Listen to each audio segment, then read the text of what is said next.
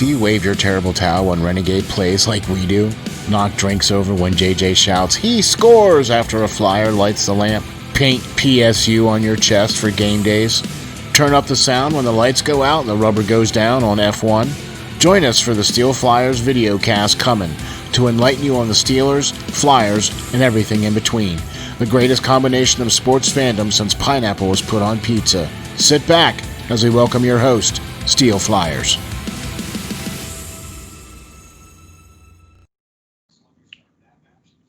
Greetings and salutations. Welcome to the SteelFlyers show. We got the finest in the land for you here today. Oh yeah, baby. Pearls of Wisdom. How you doing, buddy? Oh, fantastic, my friend. Yeah, man. And Enjoy life. And Professor Joe, how you doing? Doing really well, especially because we're down at the shore right now. It's for now it's nice out. So I was just gonna say that looks like a bit of a different background you got going on there, man. You a bit of a different location there, I think. yeah, Yeah, all right. And Pearl, I think you were saying it was what, in the 50s this morning up there? Yeah, it's starting to be Oh, that way here in I the mean, it's Canada, September. Alberta, Yeah, Alberta, man. Canada. It starts to get cool early. All right. We got a lot of stuff to get into today, folks. We're bringing you some great stuff here. It's the Flyers wrap-up show. We've got a lot of stuff to talk about with the Flyers. Look, we know that they went down after the seventh game, and it was a tough loss for us. But all in all, it was a great, successful season. We were not expected to even make the playoffs. We made the number one seed. Okay. And we played very well in the round robin to get that number one seed. Played Montreal. They played us very well. And then we played against the Islanders, who I think are that one step ahead of us. Okay. They are where we want to be next year, this year, for lack of a better term. Although for me, I would say the team that compares to us more is Tampa, because we have a lot of playmakers mixed into our team compared to the Islanders, who have more playmakers, but they're more brute force playmakers, where the Flyers don't really have those people. So it's more like you're similar to Tampa, and then you get someone like like the equivalency of a Coleman, a Barkley, Goodrow, a blah blah blah, stuff like that nature. You might not even need that good of a guy that's physical. Like if Bobby Ryan gets bought out, like I said, physical, can score. Yeah. So Yeah. I don't think you need the jazziest guy. You just need someone that brings it. The Lightning don't have anybody that's considered a sexy name in that department. They just have people who know how to play that style of game, and Goodrow, Coleman, and Cernak, and all those people. So, Yeah, no, I agree with you 100%. But I still think that there are some things that could have been, because I think that we're that one step behind. I'm not trying to compare us to the Islanders as far as like the players that we have on our team. I'm trying to compare like where the Islanders are right now. They're they're in the Eastern Conference Final now against Tampa. Okay, and this is the second year of Trotz, right? Yeah. Okay, so everybody's bought in. Everybody's playing his system. Okay, right? And so we need to be that 1 year in against with AV, right? We need that second year to come in to where we get everybody bought in. You know what I mean? So that's what I'm trying. I'm not comparing the guys on our team, because you made a great point, Joe, about that. Because, yeah, I agree. We compare more to Tampa Bay than we do the Islanders as far as the makeup of our team, because we have more speed and everything up the middle and blah, blah, blah. But I'm just trying to say we are where the Islanders are right now. We need to be where they are right now. Okay? yeah. Obviously, because they're in the Eastern Conference Final fighting for the cup, and we are at home playing golf now. Well, you know, fighting for the yeah. There you go. That's a good one. So, Pearlo, we were talking about this before we got on air, and you had some great ideas and points about what you thought, how we could move forward. I mean, it was a great year. We had some great players. We had some awesome things happen this year. A 9-game win streak. You know what I mean? Give me your assessment of the Flyers as far as how we played throughout the season, how we played through the round robin, and then through the playoffs. Well, through the season, I saw a progressively better Philadelphia Flyers team that, although on paper really isn't the fastest team in the world, skated well, and they still pressured. I was always saying I'm a little concerned about the creativity, and I think in today's game, creativity is extremely important. You have to be able, we have to be able to throw teams off a little bit. I found that by the time it came playoff time, when we had to play against the same team on a regular basis, they were able to anticipate what we were going to do a little quick. In the regular season, you don't have that option, right? You play, okay, you just played that team, now you play in Philly, then you go on to this team, and whatever the case may be. But now, when we're getting into a situation where you're playing the same team for a 5-game series, 7-game series, also we saw it with the round robin. Again, you're not playing the same team, so there's a different preparation level. Great point. For me, right now I see us as a great regular season team that I believe needs to focus on its creativity, as in a player perspective, as a mindset perspective, from a coaching perspective. And you brought up a good point. This has only been AV's team for one season, right? So that may be part of the plan. It might have been first, let's make an identity for ourselves, right? And Philadelphia, you don't want to lose that identity first. Because right? that's the first thing he said at training camp was be an effing flyer. Yeah. Let's make an identity. That's exactly what this team became, was the Flyers this year. Mm-hmm. Okay? I mean, could you just hit it on the head perfectly? Yeah. I'd say that to Bryce Harper home run, wouldn't you, Joe? I'm going to take a lucky guess here and say AB's going to be doing that, and he's going to be working with Chuck Fletcher to say, okay, we need some creative players. Speaking of creative players that play like a Flyer, I saw somebody tweet this. I don't think you can pry them away. But would you give up a lot of our prospect pool? Not a lot, but a couple of our prospect pool for Matthew Tkachuk? You won't get him, but yeah, I would give up a lot for Matthew Tkachuk. Yeah, I think so too. I might give up York and what's his face for Tkachuk. I'm blanking on it. You're never going to get him. Zamula? No, the Bobby Brink. Oh, yeah. Cam York, Bobby Brink, and maybe Sanheim. And then picks. No, I always look at it like this. If I'm Calgary and you bring it and you say that, I'd be like, okay, anything else you want to talk about? Because I'm not doing that. No, you don't have enough in your organization to get Tkachuk from us, so don't even bother calling us. Well, tell us how you really feel. It's true. You don't. I mean, not many teams do, and if they did, they wouldn't be too happy with giving it up. It's one of those trades where you'd have to give up so much that it wouldn't be effective for you. It's just a trade that probably could never happen. I'm on that same theory too. I think you don't want to. That's regressing.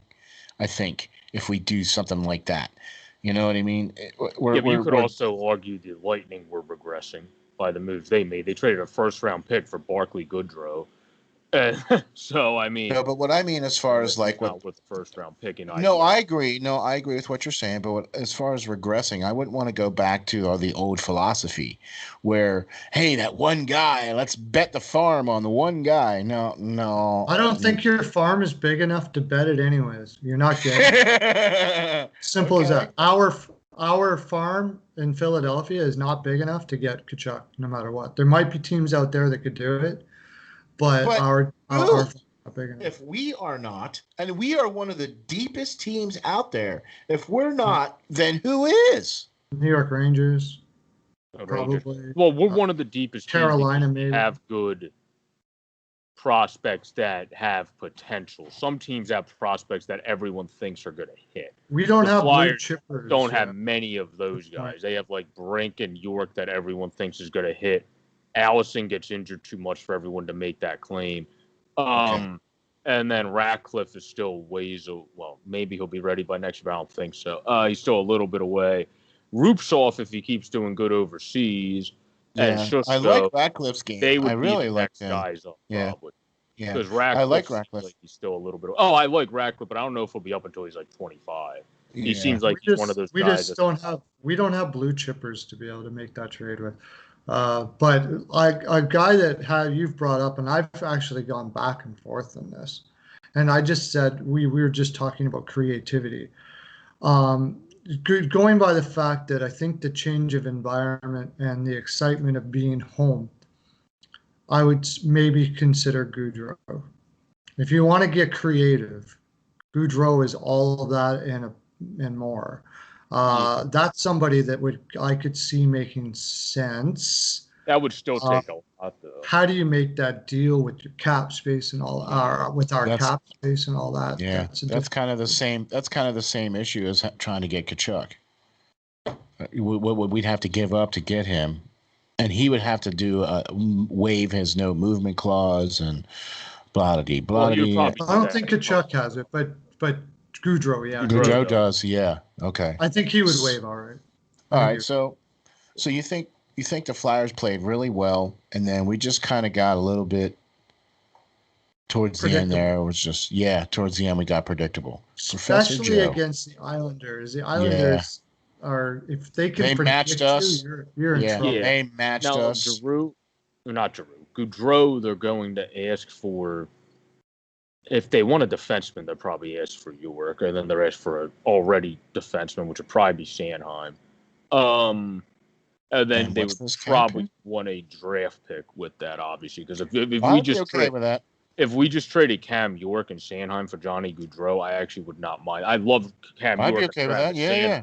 but if we just dead up gave him Cam York and Travis Sanheim, we have a lot of defensemen, and we're planning on. It seems like we're planning on drafting defensemen Drafting. like we always Yeah. do. So I would be fine with that if you get it Me dead too. up. Yeah. I don't know if you'll be able to do that. That would be kind of hard. You would have to convince them that Cam York's going to be like the next generational stud at what he does, and then Right. Sanheim is actually going to become that top two or top Okay. three at least, rather than a top four where he's always your fourth defenseman. So Gotcha. So listen, Joe, tell me something, man. We got Pearlo's view. What do you think? The Flyers, the season, the round robin, the playoffs. Like we already know that there's going to need to be some things that are going to need to happen with the team, and we already know they're going to run up against cap space and all kinds of other stuff. But give me your assessment of what you thought, how you think the team fared throughout the season, and then like the round robin and the playoffs. What do you think? well, I think what Pearlo said was very true. We played like our actual team, like how the Flyers brand's supposed to play and all that type of stuff. Um, and I think what they did is they do need more creativity. We obviously need a scorer. I mean, the team needs a guy that, unless if Lindblom goes back to how he was, which I think he will, but that's still, you still want another scorer. You don't just want one guy that shoots Yeah, first. yeah. Mhm. So I would say you still have to go out and get that, which is not by overpaying Tyler Toffoli. Just throwing that out there. Yeah, good point. But the what you need to do is the ideal situation would be if you could somehow, which is I don't think will happen, but somehow free enough cap space to sign Mike Hoffman, and he wants to come to Philly, because obviously the other caveat is he has to want to come here. But if he wants to come here and he could somehow free about $8 million, probably, you would be able to get Hoffman. Well, either way, if we get any big name, somebody, anybody, we're gonna have to free that kind of money. Oh yeah, but the difference is if we get a Gaudreau or a Clayton Keller, they're not necessarily scorers in the sense of goals. They're more scorers in the sense of their points total. So that's a different type of scorer. That'd be like adding another G, and we need somebody who Yeah, is like I feel like a complement to G. That could be that playmaker. That could be that one that's the spark plug. To be that one that like. The only one I can really. like Rafa Kreider was. has speed and scores. Like Chris Yeah, Kreider would be a guy that could yeah, like yeah. Rafa was a good spark plug, but he's not a good scorer. What except for Hoffman is a high playoff he percentage turned into shooter. Mark Recchi somehow. What Yeah, Hoffman is a high percentage shooter. And Yeah. that's what we need. We need, if we're having a bad game, We need a guy that can pot a couple on a bad game. You know what I mean? We have to unfortunately rely way too much on grinding it out, trying to get the bounces, which everybody says, but that's not the way a team generally is going to win a cup. You need to have one or two guys that can score like 2 goals on 17 shots. You know what I mean? Like just pot one out of Yeah, the I blue was like gonna that. say, Those are very important, and we don't really. Lindblom is about. He's like that. and Yeah, Brink, he's like that. Brink comes up. Brink is, but that's a little ways away. He's a shoot, more of a shoot. He can play make. Don't get me wrong, but he's more Yeah. of a guy that wants to shoot the puck. I like Farabee's game as far as when we talk about that too, because he seems like that kind of a player too, where Yeah, he and then seems to. a guy like Yeah, that. exactly, and Pitlick, because I agree with what Pearlo said, because Pitlick definitely needs to be one of the guys of all the guys that we brought in. He's got to be one of the guys that stays. I think for sure. Mm-hmm. I really But I like was his gonna game. say, a lot of people probably won't like this because he's on the final year of, I think, a $5 million contract, if I'm not mistaken. But because of his mindset, I don't care if he only plays 50 games. Because of his mindset, you probably wouldn't be the worst decision because he shoot first to try Jeff Carter as your third line center. See, I've been hearing that name a lot too.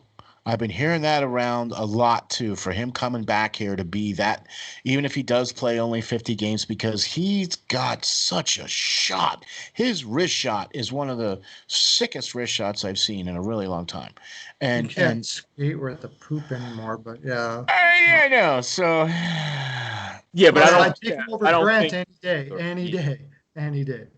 I think the main reason you would bring him in is not even for where his skills at now, because he's going to be playing on the third line and his defensive numbers because of his slowing down his play have gone up because he's worked more on this end of the ice because the other end of the ice is depleting. going away, yeah. Mhm. Yeah. So I think he's going to be a good player, and he has 17 goals in 60 games. He had 17 and 10, so that's still. So, and he was on the Kings, which are not a great team. So he also had 7 game-winning goals this year, which I did not realize. So he's still Mr. Clutch. He did a lot of that. He did a lot of that with Philadelphia too. Yeah. So he's Yeah, still yeah, clutch factor. So yeah, like yeah. he's a guy that can always score you a big goal. And this is actually his best season in 2 years because he had 13 goals, and then he had 17. So, and then a few Cool. years ago, he still had 32. In 2016, 17, Can- he's not going to get to that total. But I mean, I'm just saying. Right. I want to just say this. I thought the Flyers, I was blown away by how they played this year. I was expecting us to be this kind of middle of the road team that just made it to 500, that was going to be a little bit better than 500. And we were going to be like, all right, we're fighting for next year. Hey, I was not expecting us to make the playoffs. I was not expecting a 9-game win streak. I was not expecting the Carter Hart explosion and all the things that happened this year. I was very, very disappointed in the playoffs. I thought we were outmatched and outplayed against Montreal. I felt that we got lucky. We did not win that series. We got lucky in that series. That's my opinion, my 2 cents. And then it came against the Islanders, and they had so much more time to sit back and do exactly what Pearlo said. Watch our tape. And they did exactly what Montreal did. Okay? They got guys in front of the net to get in front of Carter Hart. They took point blank shots. Okay? They beat us to the puck every way. They beat us to where we were going to be going. We couldn't dink this stuff off the boards. We were looking for the 2 cute plays, blah, blah, blah, blah. I felt that although we're not picked to go to the playoffs, I'm grateful that we did make the playoffs. I just don't think we played our best hockey. No, because it's what Pearlo said. It catches up to you when you're not the most change it up team. You're kind of a let's keep doing this type of system in the first year with a new coach, which worked out great. But then the next step is learning when to finagle everything a bit to confuse the other team. Kind of like I was telling Pearlo when I put the basketball pick in, how Brad Stevens always does with the Celtics. He'll just say, oh, we lost? Okay, we're going to play a completely different style this game and confuse the living crap out of you. And then as soon as you figure out that style, we're going to go back to our old style so you have no idea what's going on. And then you lose. And so, like, that's that's similar when you get different players like a Goodrow, not those guys, but similar players to a Goodrow, like a Getting those Blake creative Coleman, players. Chris Yeah. Kreider, who's everyone's Yeah. heart and Yeah. who's been the heart and soul of the Rangers team, even though there's better players there. He's been the heart and Yeah. soul of that. I like Chris Kreider's game. You have to get guys like that know that. That's why I think the talk of the immaturity off the ice thing for Max Domi is a little extreme, because if you were in a good situation, your head's gonna get straight. That's the way world works. That's the way life works. So if you're in a good, happy situation, you ain't gonna complain about that outside stuff. Yeah. So if he comes in and he fits in well here, which probably would work, because talk about being a Flyer. I mean, the dude hits, the dude cross checks. If you get him he in the fights, he fights. He scored, like, people act like he didn't score 70 points the season before. Like, it's not like the dude has had 2 straight terrible seasons. Like, the dude scored 70 points a season before. And I was like, oh no, Max Domi sucks and he doesn't have a good mindset. I'm like, oh no. Yeah. Hold on, 70 points. We'll take that. That's pretty good production. If you think that is not how that works, actually. And you don't score 52 in your rookie season. You also don't score 52 in your rookie season if you're terrible. So, with the right coaching, which we have, the right team to put him in the right mindset, which we have, I believe he would actually take off here. Because I said that on Twitter when we were going to that thing. I think he would actually go from here to maybe even being at 65 to 70 per season here. So if you get him for 6, you're getting a player that should be paid 8. Yeah, like that's what I'm saying. Like if you bring him in, pay him $5 million, 4.5, 6, or get him on like a Braden Point contract, you're going to get somebody that should be paid significantly more than their output. I agree. So you guys all think that no matter what, we have relatively a good base team. None of you guys talked about bringing in a guy more physical to.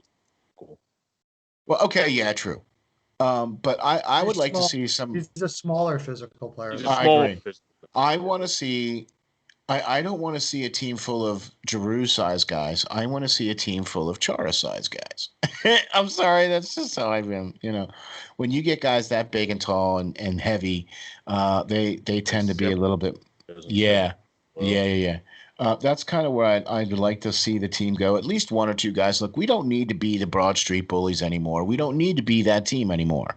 We've got finesse players and we've got playmakers. We need that creative spark, just like Pearlo said. I agree with you 100%. Joe, you said the same thing. We need that creative spark. We need that 1 or 2 players. Like, I'll give you an example. Lindros was that perfect player. He was creative, but he also did all the great stuff.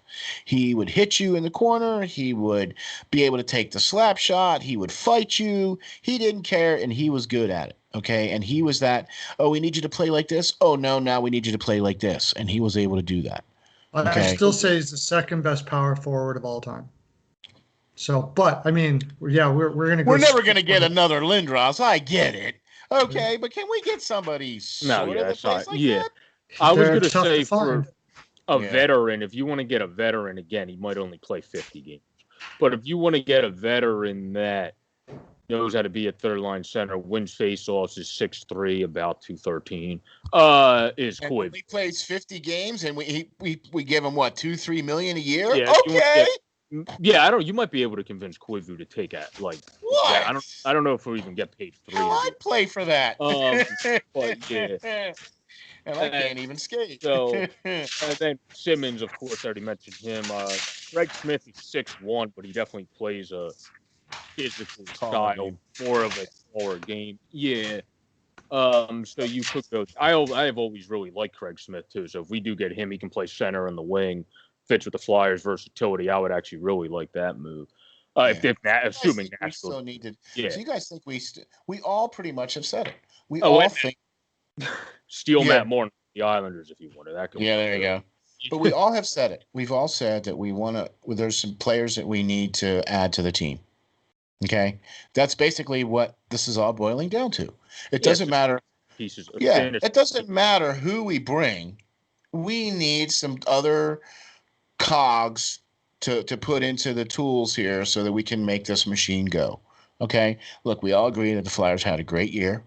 Okay. And we made it to the playoffs as the number one seed through the round robin. We weren't expected to do that. And we played really okay in the round robin. But we also see that we became predictable.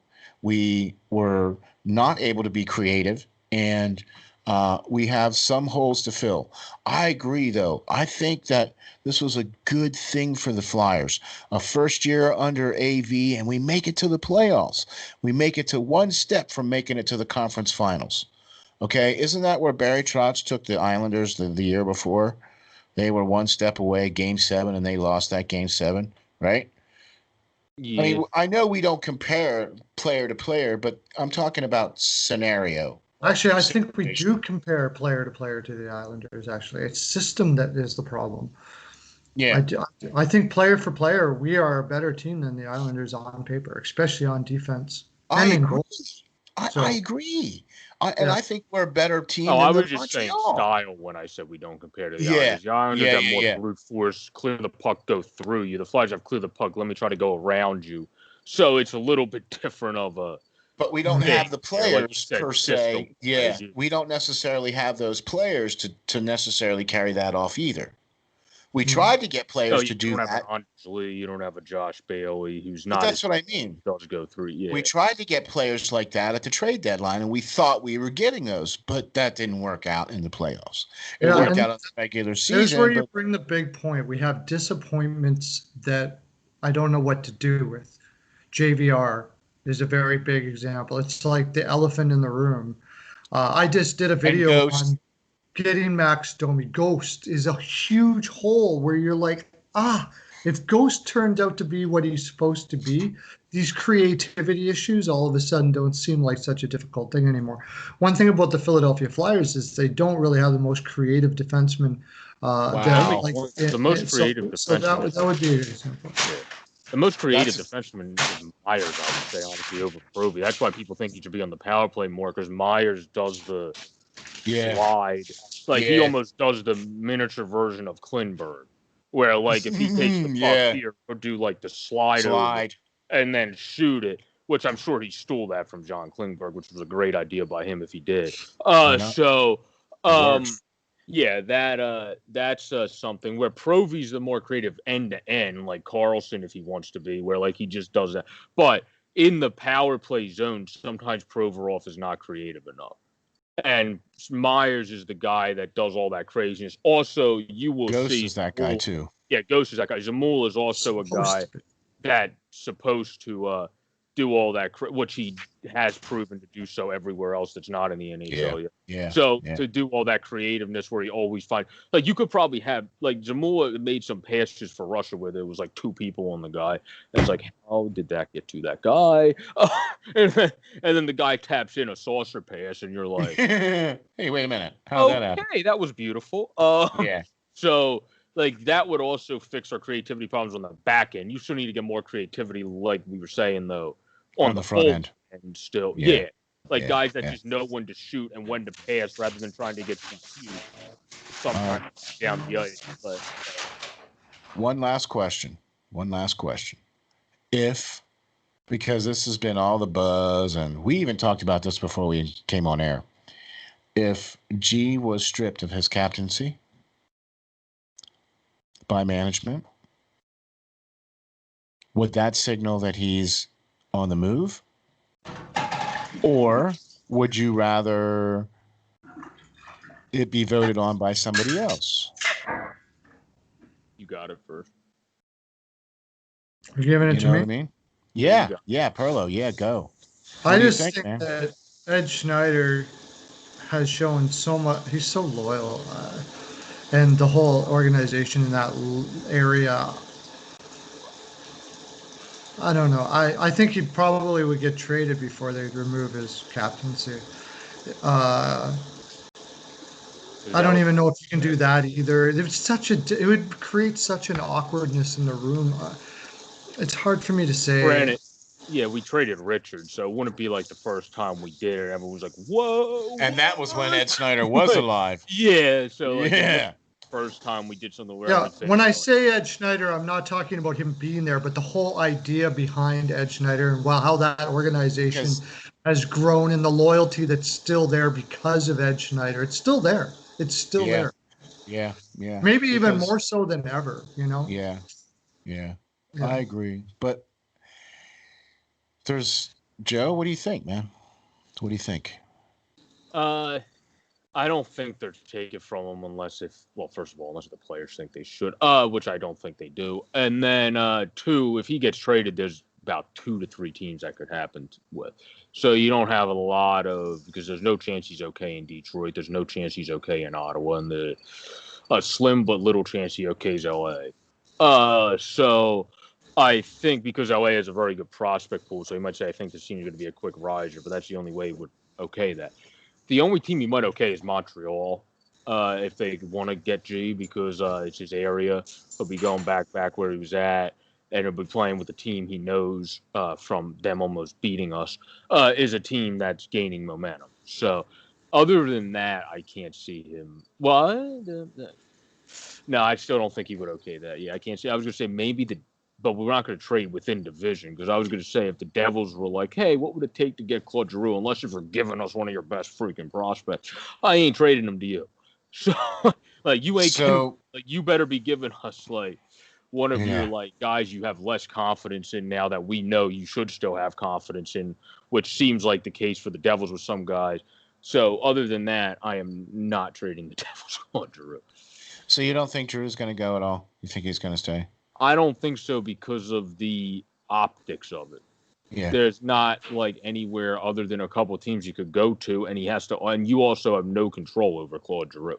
The only way you have control over Claude Giroux is if you go you're cut, and there's no way the team's going to cut Claude Giroux. Right. So that's why Okay. I don't think he'll get moved because I don't think are Yeah. okay. I would like to see him step up a little bit more. I think it's that time of in his career where he needs to be more of the vocal leader instead of more of the do it by example. Because doing it by example is good, but when you're not able to do it by example anymore, then you got to be the vocal leader. And he has shown that unfortunately he has not been able to do it by example. This playoffs, you know what I mean? So I still have confidence in him. I still think that he has been the thing that's righted the Flyers ship since he's been here. But it seems like AV's confidence has waned from Giroux because he did not get a lot of playing time in the last 4 games. Okay. And he wasn't playing very important minutes either. And Yeah. that's something that we talked about, like when we did our show, like our preview show before we even got into the Islanders. We even talked about that a little bit too, where it's like, wait a minute, G's down to 13 minutes a game. What? He's our captain. He's Yeah. our playmaker. He's the guy. What? So Granted, we are talking about a team that had Jason Smith as their captain. So I mean, okay, but when you put a guy like G up there as the captain, I'm sorry. I have more expectations.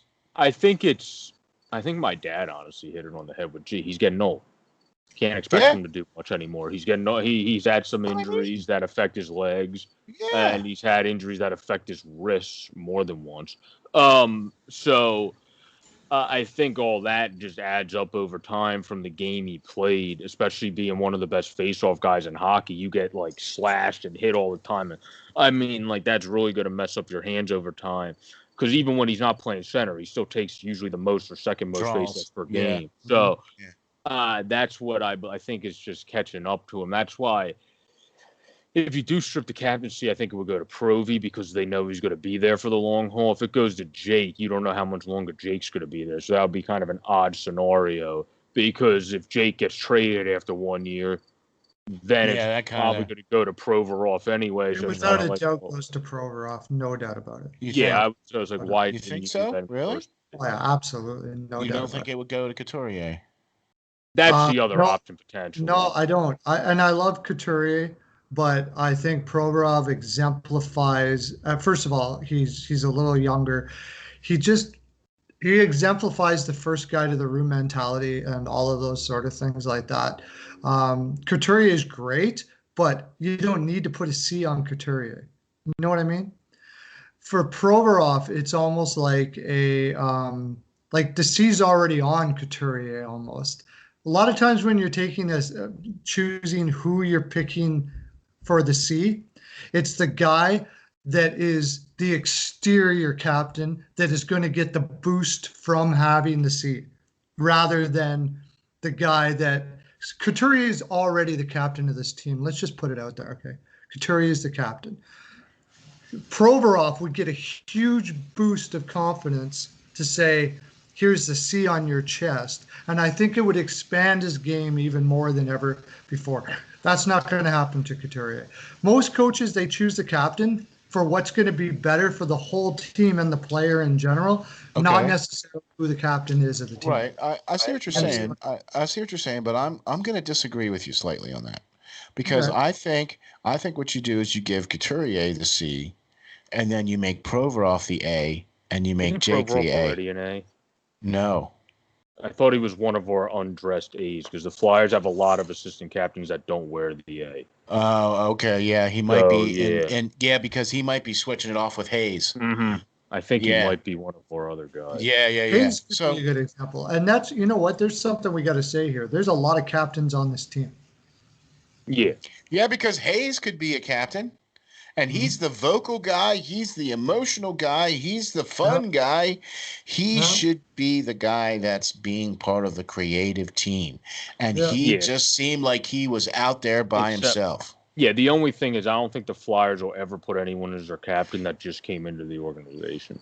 Because I think otherwise Voracek would have been the captain over Giroux. Because Voracek's a more vocal leader, as Pearlo was saying, seems more like a captain. I agree. But that's why I would pick Coots.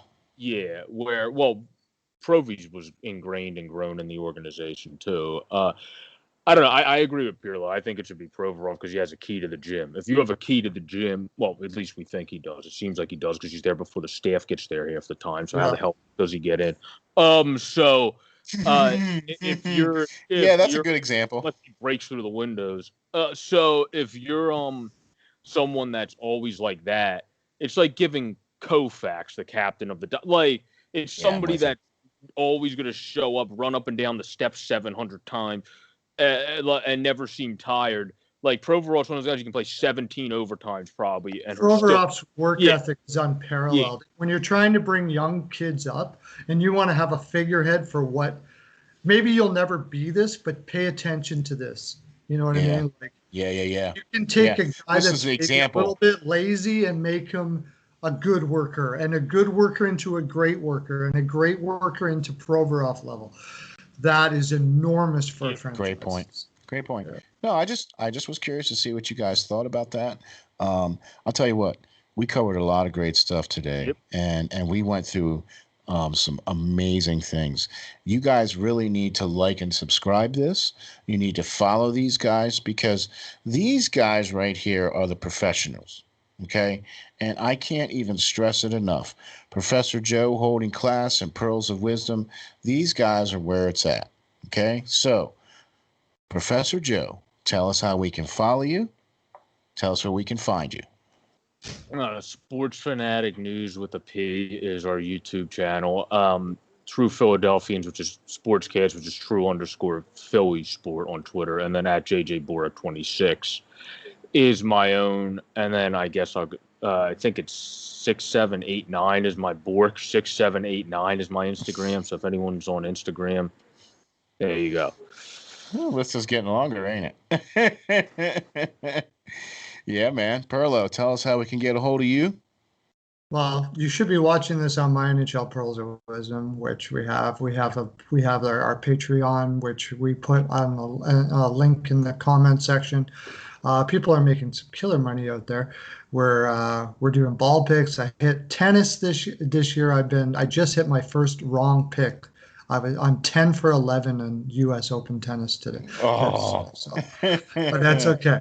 We're doing fantastic. Also, come see me lives in the evening. I'm doing tennis lives, hockey lives. We're having a blast in that. But most importantly, you can find all the fine programming at SteelFlyers.com, www.steelflyers.com. And keep an eye on that. I want you looking on that every day, because I'm telling you, it's going to morph into something so beautiful. It's going to make you just want to cry. Yeah, man. It's an We got, amazing, there's yeah. an amazing site coming up on there. I'm so Stay excited tuned. for it. Yeah, man. I happen Stay to be tuned. part of it. If I was going to be a person that was involved in sports and loved sports, I would be like, this is what I always wanted. It is going to be an incredible site. I Yeah. can't wait till it comes out. Stay tuned. Stay tuned. Coming up soon. You can find me, Steel Flyers, at www.steelflyers.com. And as the great Pearls of Wisdom said, be looking for some great things coming up here real soon. Be looking for a merger of some talents. Be looking for potentially all kinds of great shows for you guys to check out, and a combination of a whole bunch of other people. And we're trying to put together kind of a network. So stay tuned for that. You can find me on Twitter at SteelFlyers52. Thanks, guys. It's been great having you. We love having all your great knowledge and all your great pearls of wisdom. Thanks for being here. Thanks for following us. Hit the like, subscribe, ring that bell. Let us know what you think in the comments. Remember, stay safe, stay strong, and hang tough.